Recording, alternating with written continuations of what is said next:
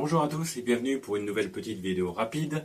Je voulais vous présenter quelque chose que j'ai acheté pour faciliter l'aspiration de la saleté dans l'atelier et puis vous montrer comment j'ai décidé de l'assembler avec mon système de nettoyage et de ventilation. Allez, c'est parti! Alors le premier truc que j'ai acheté, c'est ce tube en plastique que j'ai acheté comme d'habitude sur AliExpress. C'est un tube flexible qui fait 1,55 m de long avec des orifices qui font 55 de diamètre intérieur, je précise. Et ce flexible-là, en fait, il est vendu sur AliExpress pour aller avec le Cyclone machin 3e génération qui vendent pour faire séparateur de poussière. Donc ce Cyclone, vous me direz, c'est quelque chose que j'aurais pu mettre pour séparer les poussières dans la poubelle, mais je ne l'ai pas fait parce que, je vous rappelle, le but du jeu, c'est de passer sous l'établi et le Cyclone fait à peu près 40 cm de haut, donc c'est mort. N'empêche que j'ai quand même acheté ce tuyau-là. Il m'a coûté 9,50 avec les frais de port, mais bon, vous me connaissez, il y a un petit problème. Et oui, parce que ce tuyau, si vous vous souvenez, quand j'ai fait l'aspiration, j'avais des tuyaux de 63 en extérieur, de 50 en extérieur, et celui-là, il fait 55. Donc, comme ça fait 55, j'ai deux choix. Soit je mets dedans un tube PVC de 50, soit je mets autour un tube PVC de 63. Alors le tube de 50, c'est relativement simple, on l'a fait pour les autres vidéos, il suffit de prendre le tube de 50, de mettre du scotch autour et de glisser là-dedans. Bon, l'inconvénient, c'est que si j'ai acheté ce tuyau-là, c'est parce que je voulais pouvoir aspirer des choses plus grosses que ce que ce tuyau-là permet. Donc si je mets un tube dedans, je réduis le diamètre. Alors je me suis dit, autant mettre un tube dehors. J'ai découpé un petit bout de PVC de 63.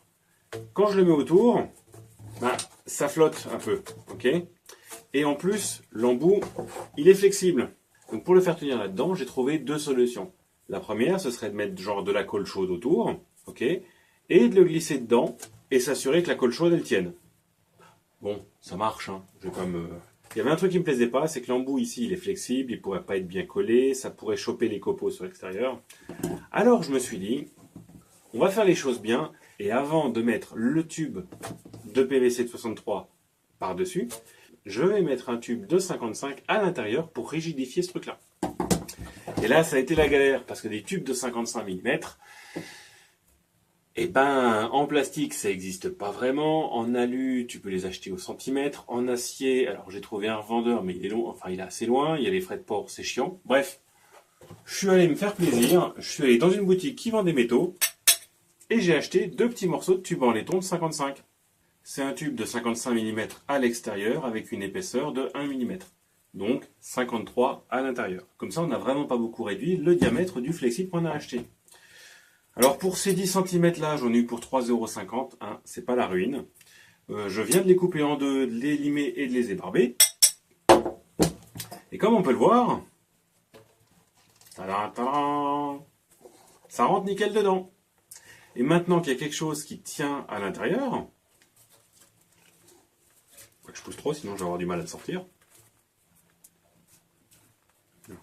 Ce flexible, il est devenu rigide.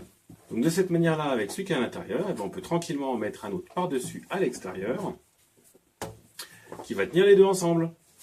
Et pour finir, il ne restera plus qu'à mettre un petit peu de colle chaude entre les deux tubes, pour s'assurer qu'il n'y ait pas de copeaux qui se glissent entre les deux et que tout rentre bien dans le tuyau en laiton.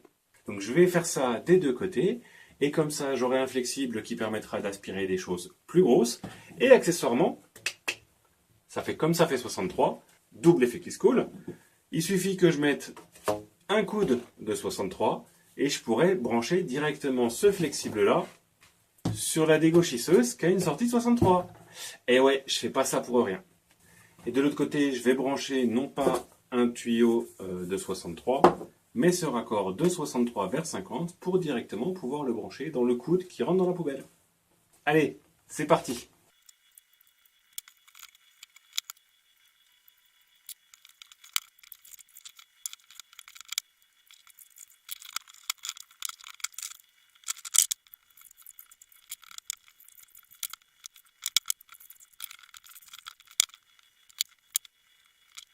Histoire de changer du scotch, ce truc-là, je vais essayer de le remplir avec de la colle chaude. On verra bien ce que ça donne.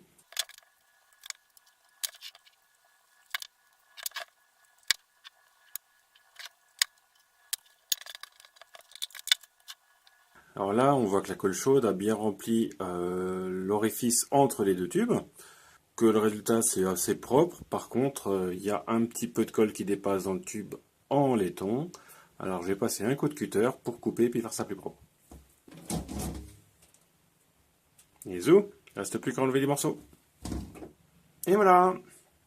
Alors voilà ce que ça donne côté aspirateur. On a le coude de 50, l'adaptateur 50-63. Bon, ici j'ai dû rajouter un morceau de tube de 50 parce que là j'avais de la femelle et de la femelle. Si j'avais eu du mâle, j'aurais pu directement le brancher dessus. Et du côté de la dégauchisseuse, j'ai mon tube mâle de 63, un adaptateur 63 femelle-femelle. C'est horizontal, c'est bien, les copeaux ils vont tout droit. Sauf que bah, ça fait quand même un certain poids. Et on voit que ça tire sur l'aspirateur à copeaux de la dégauchisseuse. Et j'ai pas envie que ça casse ça. Et donc ce que je préfère, c'est de mettre un coude femelle-femelle. Comme ça, ok, ça fait un 90 degrés. Donc de mettre un coude, en fait, ça rend le truc moins fragile. Donc je préfère ça.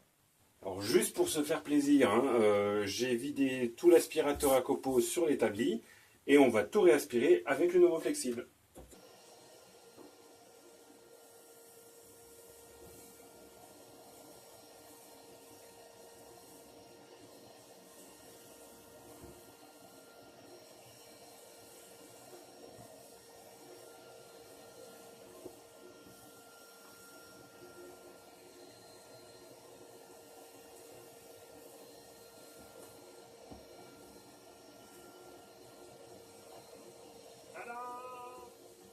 Bon, plutôt pas mal, hein. En tout cas, moi je suis assez content. Allez, merci de m'avoir suivi. Ciao, à la prochaine.